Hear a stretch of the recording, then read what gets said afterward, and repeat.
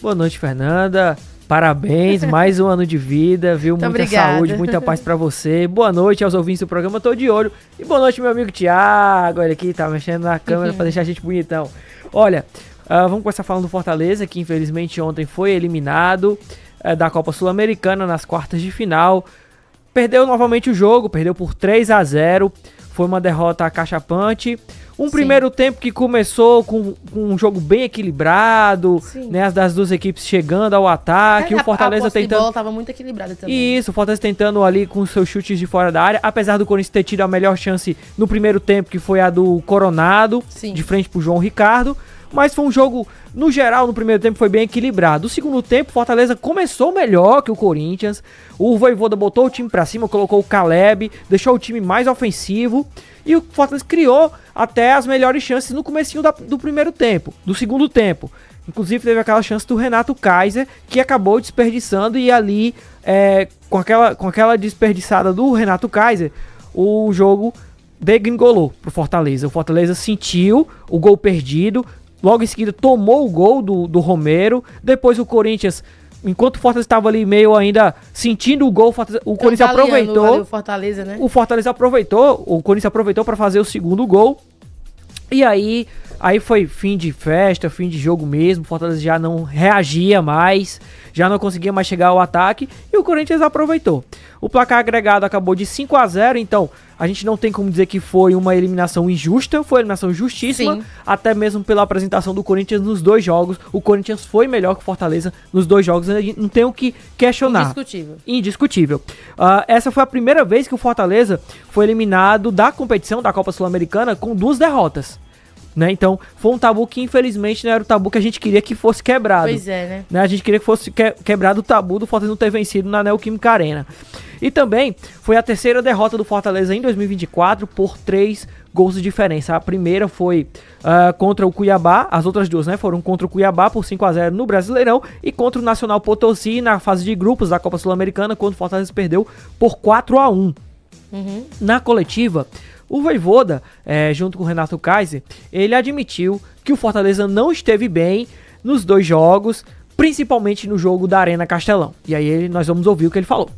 Esta fase no estivemos bem, ni en Castelão principalmente, acho, mas isso vai servir de aprendizado para continuar à frente. Vamos a virar a chave, estamos com Brasileirão em uma boa posição, temos bom elenco e temos a capacidade de resiliência e o continuar lutando partida a partida, sin ir mais allá que a próxima partida.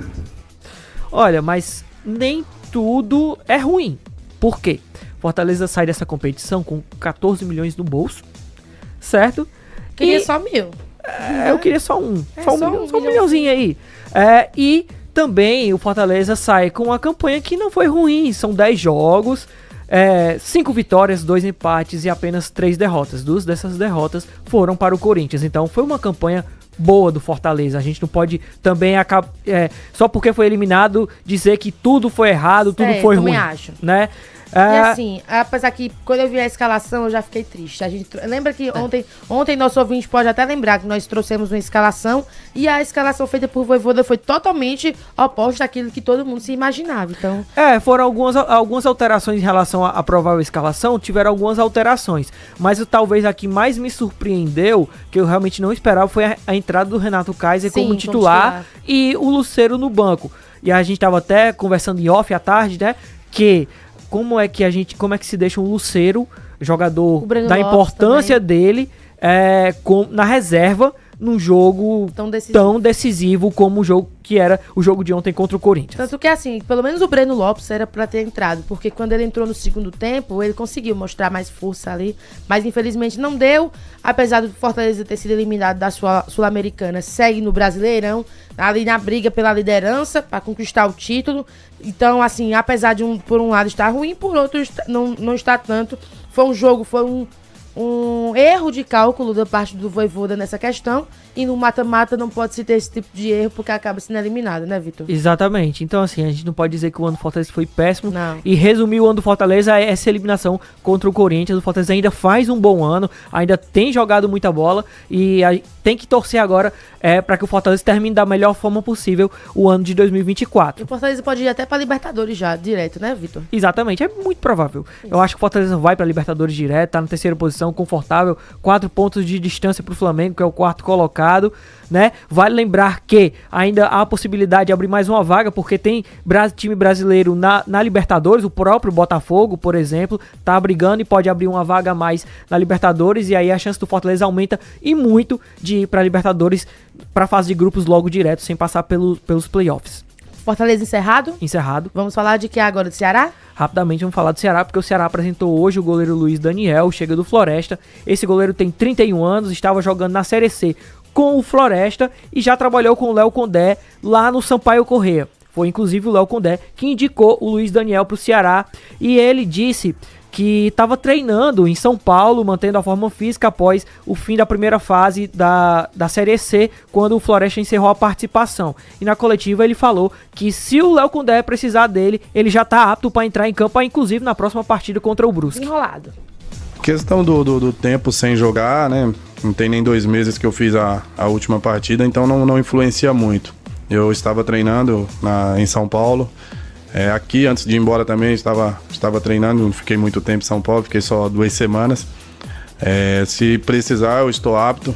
Se precisar para ontem, eu já tô pronto para jogar. Olha, vai lembrar que, vamos pontuar aqui que o Luiz Daniel, ele vai disputar a posição no Ceará com o Bruno Ferreira, que é o atual titular, com o Maicon Clayton e com o Luiz Agliardi, jogador da base. E ainda falando do Ceará, o Ceará tem um outro reforço, né, que é o Clebão. O Clebão voltou a treinar no time do Ceará.